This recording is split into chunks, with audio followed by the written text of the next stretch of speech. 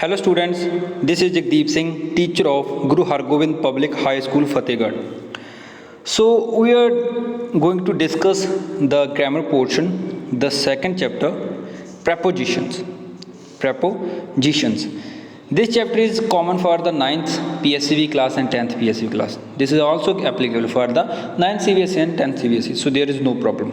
This is the literally grammar portion, and grammar portion is always common for every class. So today we are going to discuss the preposition. What is a preposition first of all? A preposition is a word that links a noun, pronoun or phrase to other words in a sentence. The word preposition means placing before, means किसी चीज़ दे पहला लगना. So preposition ਦਾ literally meaning ਕੀ ਹੈ? ਇਹ ਕੀ ਕਰਦਾ? ਇੱਕ sentence ਦੇ ਵਿੱਚ noun ਤੇ pronoun ਨੂੰ ਦੂਸਰੇ word ਨਾਲ ਜੋੜਦਾ. ਆਪਾਂ ਅੱਗੇ example ਦੇ ਵਿੱਚ ਸਮਝਾਂਗੇ. ਕਿਸੇ ਵੀ ਨਾਉਨ ਜਾਂ ਪ੍ਰੋਨਾਉਨ ਨੂੰ ਕਿਸੇ ਦੂਸਰੇ ਵਰਡ ਨਾਲ ਜੋੜਦਾ. ਦੂਸਰਾ ਵਰਡ ਵੀ ਕੀ ਹੋ ਸਕਦਾ ਹੈਗਾ? ਦੂਸਰਾ ਵਰਡ ਵਰਬ ਵੀ ਹੋ ਸਕਦਾ ਹੈ.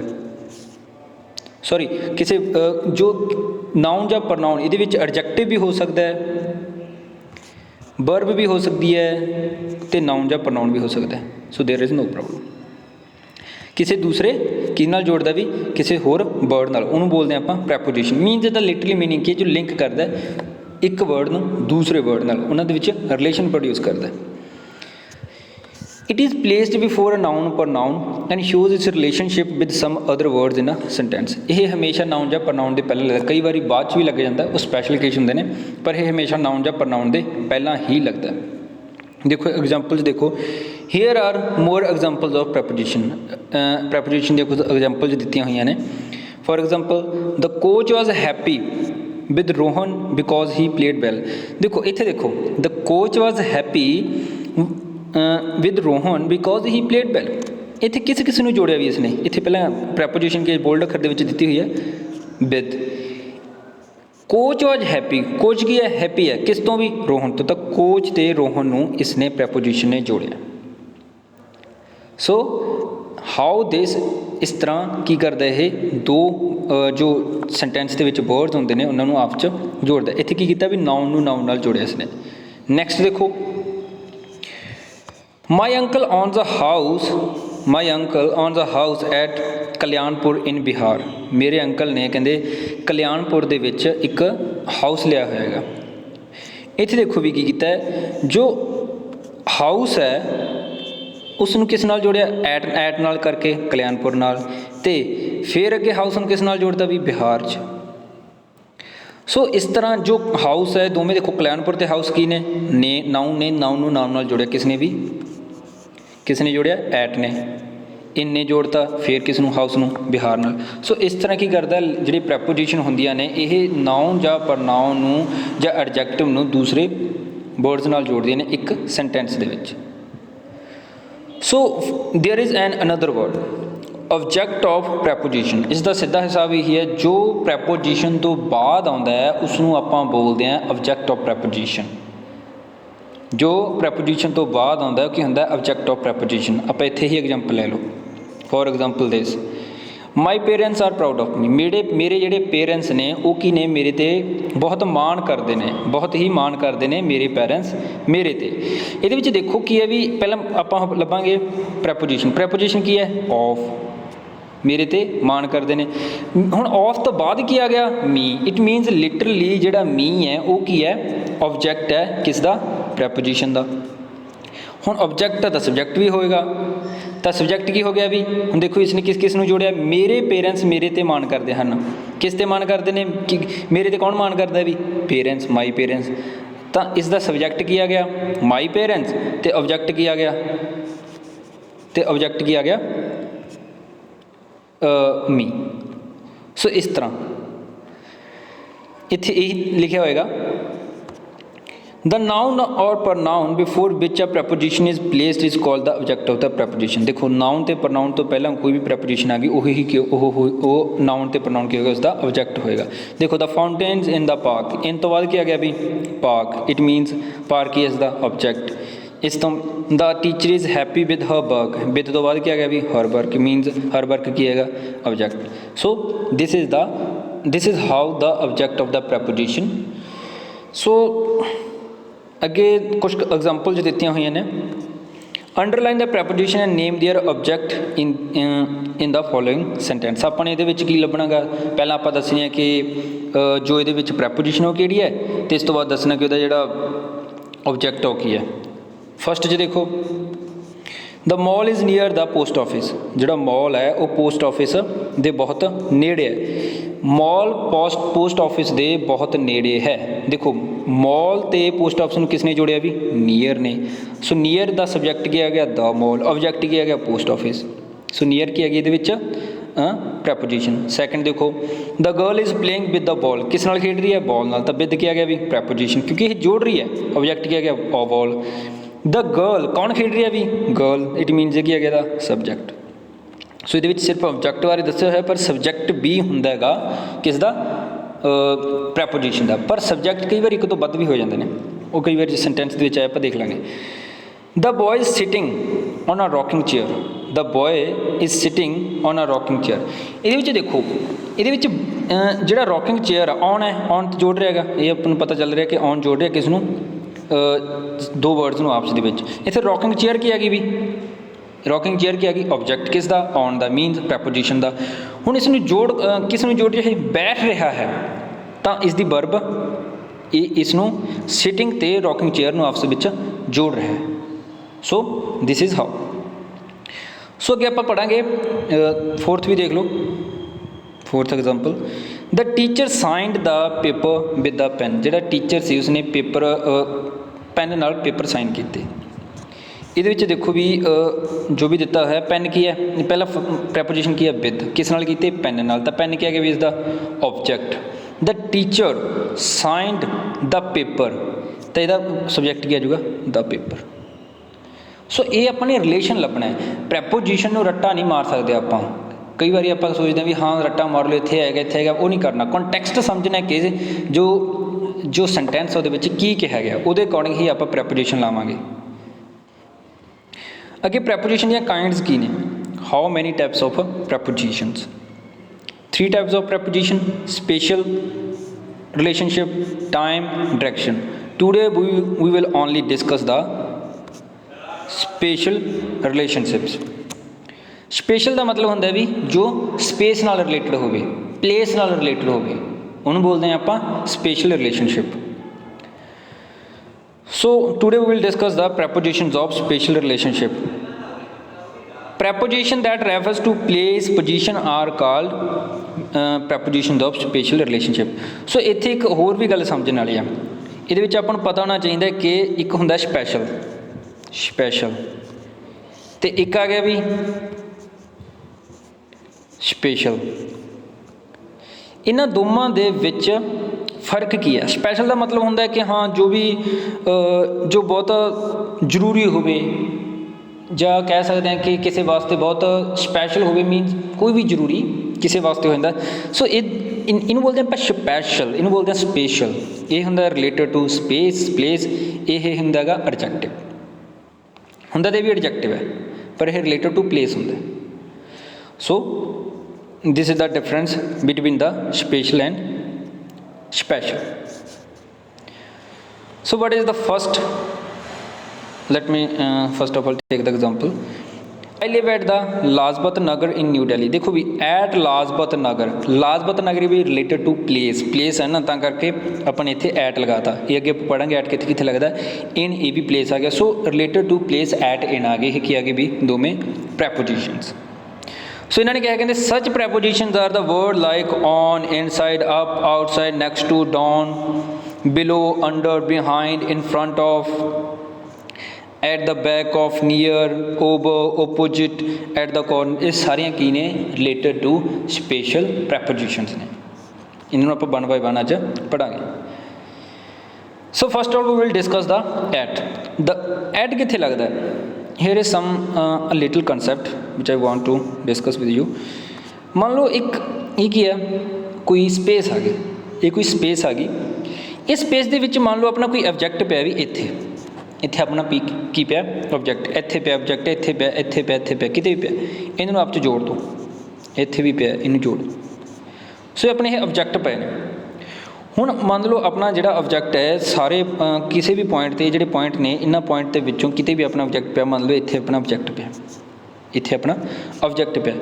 ਹੁਣ ਜਦੋਂ ਵੀ ਆਪਾਂ ਇਸ ਇੱਕ ਪੁਆਇੰਟ ਦੀ ਗੱਲ ਕਰਾਂਗੇ, ਇਹ ਸਾਰੀ ਸਪੇਸ ਦੇ ਵਿੱਚ, ਇਹ ਸਾਰੀ ਸਪੇਸ ਦੇ ਵਿੱਚ ਜਦੋਂ ਆਪਾਂ ਇੱਕ ਪੁਆਇੰਟ ਦੀ ਗੱਲ ਕਰਾਂਗੇ ਉੱਥੇ ਆਪਾਂ ਕੀ ਲਿਖਾਂਗੇ, ਐਟ। ਅਗਰ ਇਹ ਜਿਹੜੀ ਲਾਈਨ ਹੈ ਇਹ ਸਿਰਫ ਇੱਕ ਆਪਾਂ ਆਈਡੀਆ ਦੇ ਰਿਹਾ ਮੈਂ, ਅਗਰ ਜਿਹੜੀ ਇਹ ਲਾਈਨ ਹੈ, ਲਾਈਨ 'ਤੇ ਕਿਤੇ ਆਪਣਾ ਜਿਹੜਾ ਪੁਆਇੰਟ ਪਿਆ, ਇਹਨੂੰ ਆਪਾਂ ਜਿਉਂ ਕਰ ਲਈਏ ਕਿਸੇ ਲਾਈਨ 'ਤੇ ਪਿਆ, ਮੰਨ ਲਓ ਆਪਣਾ ਪੁਆਇੰਟ ਇੱਥੇ ਪਿਆ, ਕਿਸੇ ਲਾਈਨ 'ਤੇ ਪਿਆ ਤਾਂ ਉੱਥੇ ਆਪਾਂ ਯੂਜ਼ ਕਰਾਂਗੇ ਔਨ। ਅਗਰ ਇਹ ਸਾਰੀ ਏਰੀਏ ਦੇ ਨੂੰ ਆਪਾਂ ਲੈ ਕੇ ਚੱਲੀਏ, ਇਹ ਸਾਰੇ ਏਰੀਆ ਨੂੰ ਲੈ ਕੇ ਚੱਲੀਏ, ਜੋ ਵੀ ਇਹ ਹੈ ਸਾਰਾ ਏਰੀਆ ਨੂੰ ਲੈ ਕੇ ਚੱਲੀਏ ਤਾਂ ਆਪਾਂ ਇਸੇ ਯੂਜ਼ ਕਰਾਂਗੇ ਇਨ। ਸੋ ਇੱਕ ਕਨਸੈਪਟ ਹੈ ਜੋ ਆਪਾਂ ਜਦੋਂ ਆਪਾਂ ਕੋਈ ਕੁਐਸਚਨ ਸੋਲਵ ਕਰਦੇ ਹਾਂ ਉਦੋਂ ਆਪਣੀ ਹੈਲਪ ਕਰ ਸਕਦੇ ਇਹ ਕਨਸੈਪਟ। ਸੋ ਐਟ ਨੂੰ ਆਪਾਂ ਵੀ ਲਿਟਰਲੀ ਕੀ ਮੰਨਦੇ ਹਾਂ, ਇੱਕ ਪੁਆਇੰਟ, ਜਦੋਂ ਆਪਾਂ ਇੱਕ ਪੁਆਇੰਟ ਨੂੰ ਲੈ ਕੇ ਚੱਲਦੇ ਹਾਂ ਉੱਥੇ ਆਪਾਂ ਕੀ ਯੂਜ਼ ਕਰਦੇ ਹਾਂ, ਐਟ। ਇਹ ਸਿਰਫ ਆਪਾਂ ਰਿਲੇਟਡ ਟੂ ਪਲੇਸ ਦੀ ਗੱਲ ਕਰ ਰਹੇ ਹਾਂ, ਜੋ ਰਿਲੇਟਡ ਟੂ ਟਾਈਮ ਦੀ ਗੱਲ ਕਰਾਂਗੇ ਉੱਥੇ ਐਟ ਦੀ ਵੈਲਿਊ, ਐਟ ਦਾ ਮਤਲਬ ਜਿਹੜੀ ਯੂਜ਼ ਹੈ ਉਹ ਕਿਸੇ ਹੋਰ ਤਰੀਕੇ ਨਾਲ ਹੋਏਗਾ। ਐਗਜ਼ਾਮਪਲ ਦੇਖੋ, the bus stop at the crossing station, the bus stopped at the crossing. ਦੇਖੋ ਇੱਥੇ ਜਿਹੜਾ ਕ੍ਰੋਸਿੰਗ ਹੈ ਇਹ ਕੀ ਹੈ ਵੀ ਇੱਕ ਪੁਆਇੰਟ ਹੋ ਜਾਊਗਾ ਜਿੱਥੇ ਵੀ ਬੱਸ ਰੁਕੀ ਹੋਊਗੀ, ਤਾਂ ਕਰਕੇ ਇੱਥੇ ਐਟ ਦੀ ਯੂਜ਼ ਹੋਏਗੀ। ਦੇਖੋ ਇੱਥੇ ਆਪਾਂ ਐਂ ਤਾਂ ਕਹਿ ਨਹੀਂ ਸਕਦੇ the bus stop in the crossing, the bus stop on the crossing, ਇਸ ਤਰ੍ਹਾਂ ਨਹੀਂ ਬੋਲ ਸਕਦੇ। ਐਟ ਕੀ ਆ ਕਿ ਇੱਕ ਪੁਆਇੰਟ ਆ ਗਿਆ ਤਾਂ ਕਰਕੇ। ਨੈਕਸਟ ਦੇਖੋ, he stood at the end of the queue. Queue ਦਾ ਮਤਲਬ ਹੁੰਦਾ ਲਾਈਨ ਦੇ ਵਿੱਚ ਐਂਡ 'ਤੇ ਖੜਾ ਸੀ। ਦੇਖੋ ਕੀ ਹੋ ਗਿਆ, ਪੁਆਇੰਟ ਆ ਗਿਆ ਉਸ ਲਾਈਨ ਦਾ ਤਾਂ ਕਰਕੇ। ਦ ਪੋਸਟਮੈਨ ਇਜ਼ ਐਟ ਦਾ ਡੋਰ, ਡੋਰ ਕੀ ਹੈਗਾ ਵੀ ਇੱਕ ਪੁਆਇੰਟ ਆ ਗਿਆ। ਸੋ ਇਹ ਆਪਾਂ ਨੂੰ ਕੰਟੈਕਸਟ ਹੈ, ਜੋ ਇਮੈਜੀਨੇਸ਼ਨ ਹੈ ਕਰਨੀ ਪੈਗੀ ਤਾਂ ਹੀ ਪ੍ਰੈਪੋਜੀਸ਼ਨ ਆਏਗੀ, ਅਦਰਵਾਈਜ਼ ਜੇ ਤੁਸੀਂ ਰੱਟੇ ਮਾਰਨ ਲੱਗੇ ਤਾਂ ਇੱਕ ਜਗ੍ਹਾ 'ਤੇ ਉਹ ਯੂਜ਼ ਹੋ ਜਾਏਗਾ ਪਰ ਦੂਜੀ ਜਗ੍ਹਾ 'ਤੇ ਉਹ ਨਹੀਂ ਯੂਜ਼ ਹੋਏਗਾ। ਇਸ ਤਰ੍ਹਾਂ I will wait for you at the book store, ਮੈਂ ਬੁੱਕ ਸਟੋਰ 'ਤੇ ਤੁਹਾਡੀ ਕੀ ਕਰ ਰਿਹਾ ਸੀਗਾ, ਵੇਟ ਕਰ ਰਿਹਾ ਸੀ। ਹੁਣ ਦੇਖੋ ਐਟ ਦਾ ਬੁੱਕ ਸਟੋਰ, ਇਹਨੂੰ ਆਪਾਂ ਥੋੜ੍ਹਾ ਜਿਹਾ ਹੋਰ ਤਰੀਕੇ ਨਾਲ ਸਮਝਦੇ ਹਾਂ। ਐਟ ਦਾ ਬੁੱਕ ਸਟੋਰ ਇਹਦੇ ਵਿੱਚ ਕਿਹਾ ਨੇ ਆਈ ਵਿਲ ਵੇਟ, ਮੈਂ ਤੁਹਾਡੀ ਬੁੱਕ ਸਟੋਰ 'ਤੇ ਵੇਟ ਕਰਾਂਗਾ। ਹੁਣ ਜਿਹੜਾ ਬੁੱਕ ਸਟੋਰ ਹੈ ਇਹ ਅਗਰ ਜਿਹੜਾ ਸਪੀਕਰ ਹੈ ਉਹ ਇਹਨੂੰ ਇੱਕ ਪੁਆਇੰਟ ਲੈ ਕੇ ਚੱਲ ਰਿਹਾ, ਮੀਨਜ਼ ਆਪਾਂ ਕਹਿ ਸਕਦੇ ਹਾਂ ਕਿ ਇੱਕ ਏਰੀਆ ਉਹਦੇ ਵਿੱਚ ਕੋਈ ਬੁੱਕ ਸਟੋਰ ਆ ਉੱਥੇ ਖੜਾ ਗਾ ਅਤੇ ਉਹ ਵੇਟ ਕਰ ਰਿਹਾ, ਇਹਨੂੰ ਅਗਰ ਇਸ ਤਰ੍ਹਾਂ ਲੈ ਕੇ ਚੱਲ ਰਿਹਾ ਸਪੀਕਰ। ਅਗਰ ਉਹ ਬੁੱਕ ਸਟੋਰ ਦੇ ਅੰਦਰ ਖੜਾ ਤਾਂ ਇੱਥੇ ਇਨ ਵੀ ਆ ਸਕਦਾ, ਦੇਅਰ ਇਜ਼ ਨੋ ਪ੍ਰੋਬਲਮ। ਸੋ ਇਹ ਕੰਟੈਕਸਟ 'ਤੇ ਡਿਪੈਂਡ ਕਰਦਾ ਕਿ ਆਪਣੀ ਇਮੇਜੀਨੇਸ਼ਨ ਕੀ ਹੈ, ਸਪੀਕਰ ਕਹਿਣਾ ਕੀ ਚਾਹ ਰਿਹਾ ਉਸ ਤਰੀਕੇ ਨਾਲ। ਸੋ ਇੱਥੇ ਇਹ ਵੀ ਆ ਸਕਦਾ I will wait for you in the book store, ਇਸ ਤਰੀਕੇ ਨਾਲ। ਸੋ ਆਪਾਂ ਐਡ ਨੂੰ ਕਿੱਥੇ ਯੂਜ਼ ਕਰਨਾ ਹਮੇਸ਼ਾ, ਜਿੱਥੇ ਵੀ ਇੱਕ ਪੁਆਇੰਟ ਦੀ ਗੱਲ ਹੋ ਰਹੀ ਹੋਵੇ। ਅੱਗੇ ਆ ਗਿਆ ਵੀ ਅੰਡਰ, ਅੰਡਰ ਅਤੇ ਓਵਰ। ਸ਼ੀ ਸੇਟ ਅੰਡਰ ਦਾ ਗਾਰਡਨ। ਹੁਣ ਇੱਕ ਹੋਰ ਤਰੀਕੇ, ਇੱਕ ਵਰਡ ਹੁੰਦੇ ਨੇ ਅੰਡਰ ਅਤੇ ਓਵਰ, ਇੱਕ ਵਰਡ ਹੁੰਦੇ ਨੇ ਅਬਵ ਐਂਡ ਬਿਲੋ। ਇਹਨਾਂ ਚਾਰਾਂ ਦੇ ਵਿੱਚ ਆਪਾਂ ਡਿਫਰੈਂਸ ਸਮਝਾਂਗੇ, ਮੇ ਵੀ ਅੱਗੇ ਅਬਵ ਅਤੇ ਬਿਲੋ ਯੈਸ ਅੱਗੇ ਆਉਣਗੇ। ਫਸਟ ਆਫ ਆਲ ਅੰਡਰ ਅਤੇ ਓਵਰ ਦੇ ਵਿੱਚ ਕੀ ਫਰਕ ਹੈ। ਅੰਡਰ ਦਾ ਸਭ ਨੂੰ ਪਤਾ ਕਿ ਨੀਚੇ, ਓਵਰ ਕਿ ਕੋਈ ਚੀਜ਼ ਦੇ ਉੱਪਰ ਖੜਾ ਹੋਵੇ, ਅੰਡਰ ਕੋਈ ਚੀਜ਼ ਦੇ ਨੀਚੇ ਹੋਵੇ। ਸੋ ਅੰਡਰ ਦਾ ਮਤਲਬ ਹੈ ਜਿਵੇਂ ਸੀ ਸੇਟ ਅੰਡਰ ਦਾ ਗਾਰਡਨ ਅੰਬਰੇਲਾ, ਉਹ ਕਿੱਥੇ ਬੈਠੀ ਸੀ, ਗਾਰਡਨ ਦੇ ਵਿੱਚ ਬੈਠੀ ਸੀ, ਅੰਬਰੇਲਾ ਉਹਦੇ ਉੱਪਰ ਸੀਗਾ। ਇਹਦੇ ਵਿੱਚ ਵੀ ਜਦੋਂ ਵੀ ਆਪਾਂ ਅੰਡਰ ਯੂਜ਼ ਕਰਾਂਗੇ, ਕੋਈ ਚੀਜ਼ ਕਿਸੇ ਚੀਜ਼ ਦੇ ਨੀਚੇ ਹੋਏਗੀ ਤਾਂ ਉਹਨਾਂ ਦੇ ਵਿੱਚ ਹਮੇਸ਼ਾ ਅਗਰ ਡਿਫਰੈਂਸ ਹੋਇਆ ਆਪਾਂ ਉੱਥੇ ਅੰਡਰ ਯੂਜ਼ ਕਰਾਂਗੇ। ਅਗਰ ਉਹਨਾਂ ਦੇ ਵਿੱਚ ਕੋਈ ਡਿਫਰੈਂਸ ਨਹੀਂ ਹੋਇਆ ਤਾਂ ਆਪਾਂ ਬਿਲੋ ਯੂਜ਼ ਕਰਾਂਗੇ, ਉਹ ਟੱਚ 'ਚ ਹੋਈ ਇੱਕ ਦੂਜੇ ਨਾਲ ਇਸ ਤਰੀਕੇ ਨਾਲ। ਸੋ ਅਗਰ ਉਹਦੇ ਵਿੱਚ ਮੰਨ ਲਓ ਆਪਾਂ ਹੋਰ ਐਗਜ਼ਾਮਪਲ ਲੈ ਲੈਂਦੇ ਹਾਂ, I am sitting under a roof, ਮੈਂ ਛੱਤ ਦੇ ਨੀਚੇ ਬੈਠਾਂਗਾ। I am sitting under a tree, ਦੇਖੋ ਮੇਰੇ ਅਤੇ ਟਰੀ ਦੇ ਵਿੱਚ ਇੱਕ ਡਿਫਰੈਂਸ ਹੋਏਗਾ ਤਾਂ ਕਰਕੇ ਆਪਾਂ ਉੱਥੋਂ ਅੰਡਰ ਯੂਜ਼ ਕਰਾਂਗੇ। ਸੇਮ ਟੂ ਸੇਮ ਅਬਵ ਹੈ ਵੀ, ਦ ਸ਼ੈੱਡ ਵਾਜ਼ ਓਵਰ ਦਾ ਕਲੋਨੀ, ਜਿਹੜਾ ਸ਼ੈੱਡ ਸੀ ਉਹ ਕਲੋਨੀ ਦੇ ਉੱਪਰ ਹੈ। ਦੇਖੋ ਵੀ ਇੱਥੇ ਕੀ ਹੈਗਾ, ਜਿਹੜਾ ਸ਼ੈੱਡ ਹੈ ਅੱਗੇ ਵੀ ਕਲੋਨੀ ਆ ਗਈ, ਸੋਰੀ ਬਾਲਕਨੀ ਆ ਗਈ ਅਤੇ ਸ਼ੈੱਡ ਇਹਦੇ ਉੱਪਰ ਹੈ ਤਾਂ ਕਿ ਇਹਦੇ ਵਿੱਚ ਡਿਫਰੈਂਸ ਹੈ ਤਾਂ ਕਰਕੇ ਆਪਾਂ ਇੱਥੇ ਯੂਜ਼ ਕੀਤਾ ਓਵਰ। ਸੋ ਇਸ ਤਰ੍ਹਾਂ ਆਪਾਂ ਯੂਜ਼ ਕਰਾਂਗੇ। ਹੁਣ ਆ ਗਿਆ ਇਨ ਅਤੇ ਔਨ। ਪਹਿਲਾਂ ਮੈਂ ਆਪਾਂ ਨੇ ਐਟ ਬਾਰੇ ਸਮਝਿਆ ਸੀਗਾ, ਹੁਣ ਆਪਾਂ ਇਨ ਅਤੇ ਔਨ, ਇਹ ਤਿੰਨੋਂ ਨੇ ਇਹ ਕੀ ਜੋ ਪਲੇਸ ਜਾਂ ਪੋਜੀਸ਼ਨ ਦੇ ਲਈ ਵੀ ਲੱਗਦੇ ਨੇ ਅਤੇ ਇਹ ਟਾਈਮ ਵਾਸਤੇ ਵੀ ਲੱਗਦੇ ਨੇ। ਆਪਾਂ ਟਾਈਮ ਵਾਸਤੇ ਅੱਗੇ ਪੜ੍ਹਾਂਗੇ। In and on, there is some juice in the jug, ਕਿਸੇ ਜੱਗ ਦੇ ਵਿੱਚ ਕੀ ਸੀਗਾ, ਜੂਸ ਸੀਗਾ। ਹੁਣ ਆਪਾਂ ਇੱਥੇ ਐਟ 'ਤੇ ਤਾਂ ਲਾ ਨਹੀਂ ਸਕਦੇ। ਸੋ ਅਗਰ ਕਿਸੇ ਦੇ ਵਿੱਚ ਦੱਸਣਾ ਹੋਵੇ, ਪੋਜੀਸ਼ਨ ਦੱਸਣੀ ਹੋਵੇ, ਦੇਅਰ ਆਰ ਮੈਨੀ ਇਲਸਟ੍ਰੇਸ਼ਨਸ ਇਨ ਦਿਸ ਇਨਸਾਈਕਲੋਪੀਡੀਆ। ਇਹ ਦੇਖੋ ਐਬਸਟਰੈਕਟ ਆ ਗਿਆ, ਇੱਥੇ ਵੀ ਇੰਡ ਯੂਜ਼ ਹੋਏਗਾ, ਮਤਲਬ ਇਸ ਇਨਸਾਈਕਲੋਪੀਡੀਆ ਦੇ ਵਿੱਚ ਕੀ ਨੇ ਬਹੁਤ ਸਾਰੀਆਂ ਕੀ ਨੇ ਇਲਸਟ੍ਰੇਸ਼ਨ ਡੈਫੀਨੇਸ਼ਨਸ ਦਿੱਤੀਆਂ ਹੋਈਆਂ ਨੇ। The note is pasted on the door, ਜਿਹੜਾ ਨੋਟ ਸੀ is pasted on the door. ਇੱਥੇ ਦੇਖੋ ਆਪਾਂ ਐਟ ਨਹੀਂ ਯੂਜ਼ ਕਰ ਸਕਦੇ, ਇੱਥੇ ਕੁਝ ਸੋਚਣਗੇ ਪਹਿਲਾਂ ਉੱਥੇ ਐਡ ਯੂਜ਼ ਕਰ ਲਿਆ, ਇੱਥੇ ਔਨ ਯੂਜ਼ ਕਰ ਰਿਹਾ। ਇੱਥੇ ਇਜ਼ ਪੇਸਟਡ ਔਨ ਦਾ ਡੋਰ, ਡੋਰ ਦੇ ਉੱਪਰ ਚਿਪਕਾਇਆ ਗਿਆ, ਮੀਨਸ ਉਹ ਕੀ ਹੋ ਗਿਆ, ਫਲੈਟ ਹੋ ਗਿਆ। ਕੋਈ ਵੀ ਅਗਰ ਫਲੈਟ ਦੀ ਗੱਲ ਆ ਗਈ ਕਿਤੇ, ਜੋ ਸਮਤਲ ਜਗ੍ਹਾ ਹੁੰਦੀ ਹੈ ਉਹਦੇ ਵਾਸਤੇ ਹਮੇਸ਼ਾ ਔਨ ਹੀ ਹੋ ਗਿਆ। ਇੱਥੇ ਚਿਪਕਾਇਆ ਗਿਆ, ਉੱਥੇ ਡੋਰ 'ਤੇ ਉਹ ਵੇਟ ਕਰ ਰਿਹਾ ਸੀ। ਸੋ ਇਸ ਤਰੀਕੇ ਨਾਲ ਇਹ ਸਾਰੀਆਂ ਚੀਜ਼ਾਂ ਕੰਟੈਕਸਟ ਨੂੰ ਲੈ ਕੇ, ਇਮੇਜੀਨੇਸ਼ਨ ਲੈ ਕੇ, ਪ੍ਰੈਪੋਜੀਸ਼ਨ ਕਦੇ ਵੀ ਰੱਟੇ ਮਾਰਨ ਨਾਲ ਨਹੀਂ ਆਉਂਦੀ, ਹਮੇਸ਼ਾ ਕੰਟੈਕਸਟ ਆਪਾਂ ਨੂੰ ਇਮੇਜੀਨੇਸ਼ਨ ਕਰਨੀ ਪਏਗੀ ਤਾਂ ਹੀ ਆਏਗੀ। ਦ ਪੇਂਟਿੰਗ ਇਜ਼ ਔਨ ਦਾ ਬਾਲ, ਦੇਖੋ ਪੇਂਟਿੰਗ ਕੀ ਹੈ ਵੀ ਬਾਲ 'ਤੇ ਹੈ, ਦੇਖੋ ਬਾਲ ਕੀ ਹੋਏਗੀ, ਫਲੈਟ ਜਗ੍ਹਾ ਹੋਏਗੀ ਤਾਂ ਕਰਕੇ ਉਸ 'ਤੇ ਪੇਂਟਿੰਗ ਹੈ। ਇਸ ਤਰੀਕੇ ਨਾਲ ਇੱਕ ਵਰਡ ਹੁੰਦਾ ਇਨਸਾਈਡ, ਇੱਕ ਵਰਡ ਹੁੰਦਾ ਇਨਸਾਈਡ। ਹੁਣ ਫਰਕ ਕੀ ਹੋਏਗਾ, ਇਨਸਾਈਡ ਤੇ ਇਨ ਦੇ ਵਿੱਚ ਫਰਕ ਕੀ ਹੋਏਗਾ, ਇਹ ਵੀ ਬਹੁਤ ਸਮਝਣਾ ਜ਼ਰੂਰੀ ਹੈ। ਦੇਖੋ ਆਪਾਂ ਹਮੇਸ਼ਾ ਜਿਹੜਾ ਇਨਸਾਈਡ ਹੈ ਉਹ ਹਮੇਸ਼ਾ ਉਹ ਚੀਜ਼ਾਂ ਵਾਸਤੇ ਵਰਤੇ ਜਾਓ ਜੋ ਐਨਕਲੋਜ਼ਡ ਹੋਵੇ ਪੂਰੀ ਤਰ੍ਹਾਂ, ਜੋ ਪੂਰੀ ਤਰ੍ਹਾਂ 3D ਹੋਵੇ। ਅਗਰ ਜੋ 2D ਹੋਏਗਾ ਉਹਦੇ ਵਿੱਚ ਆਪਾਂ ਇਨ ਵਰਤ ਸਕਦੇ ਹਾਂ। ਜਿਵੇਂ ਆਈ ਪੁੱਟ ਅ PAN, I put pen inside the box। अगर inside the box कहूँगा, देखो बॉक्स चारे पासों बंद होंगे तो आप उत्थे inside लावांगे। सो अगर 3D आ गई कोई भी चीज़ जो चारे पासों बंद हुई, ਉਹਦੇ ਵਿੱਚ ਹਮੇਸ਼ਾ ਆਪਾਂ ਕੀ ਲਿਖਾਂਗੇ, ਇਨਸਾਈਡ ਲਿਖਾਂਗੇ।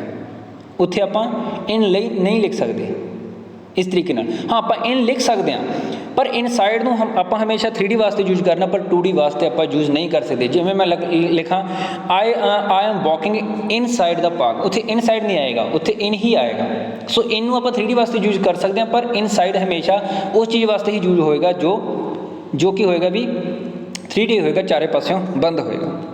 ਇੱਕ ਵਰਡ ਹੁੰਦਾ ਵੀ ਇਨਟੂ, ਇਹ ਵੀ ਇੱਕ ਪ੍ਰੈਪੋਜੀਸ਼ਨ ਹੁੰਦੀ ਹੈ ਇਨਟੂ ਨੂੰ ਹਮੇਸ਼ਾ ਆਪਾਂ ਮੂਵਮੈਂਟ ਵਾਸਤੇ ਯੂਜ਼ ਕਰਦੇ ਹਾਂ, ਉਹ ਅੱਗੇ ਯੂਜ਼ ਕਰਾਂਗੇ।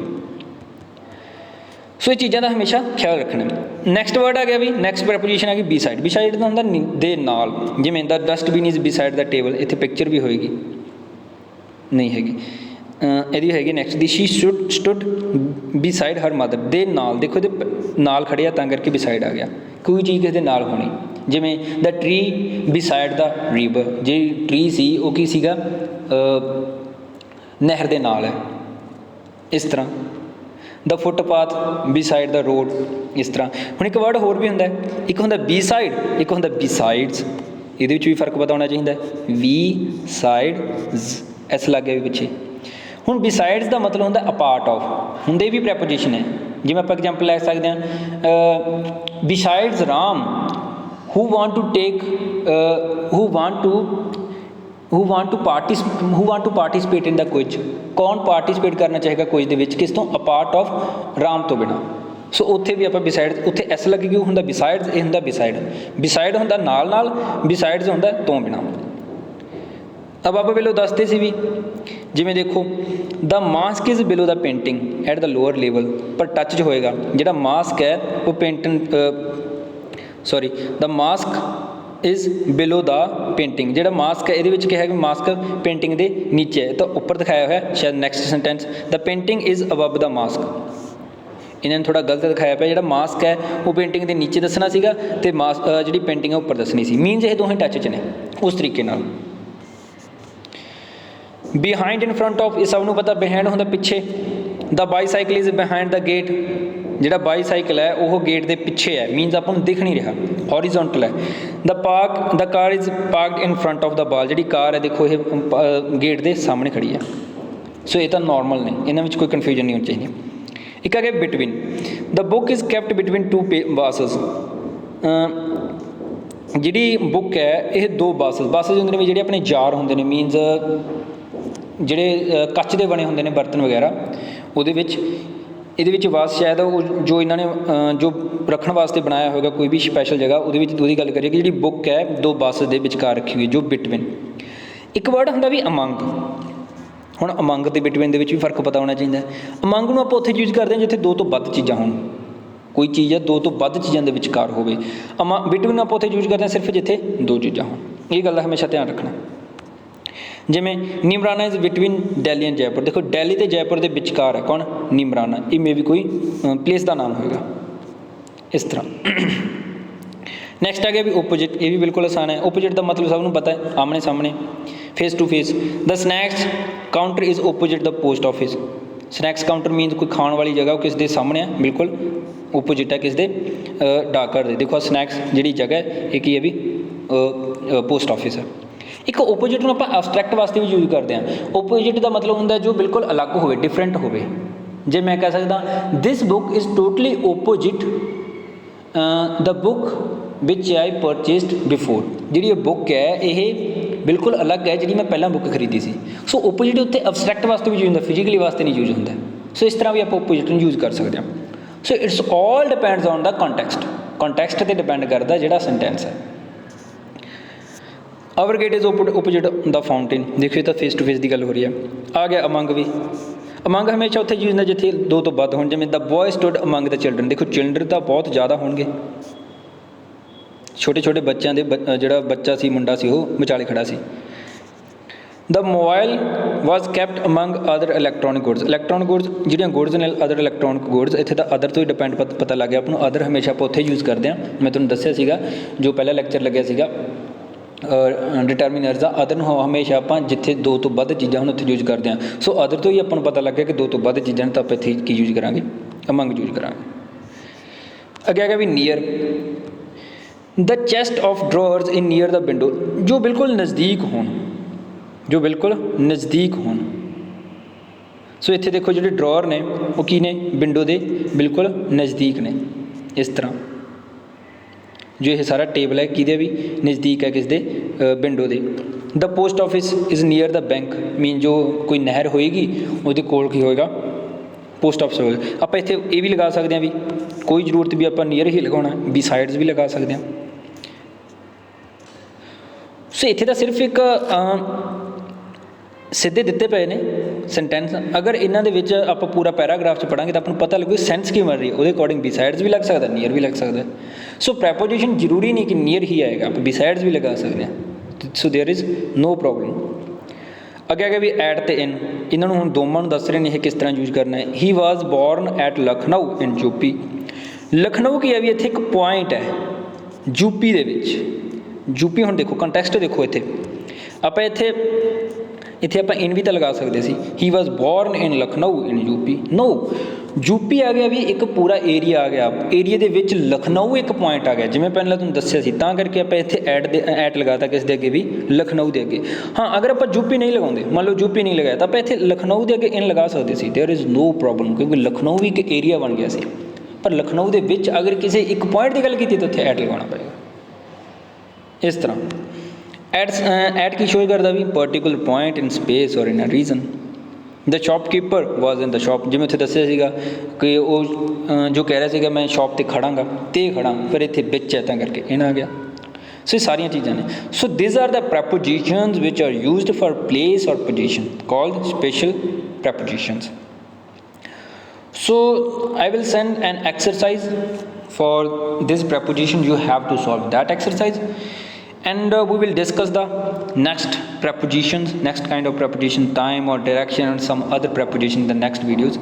So thank you very much. Hope you understand the this kind of preposition. Thank you very much.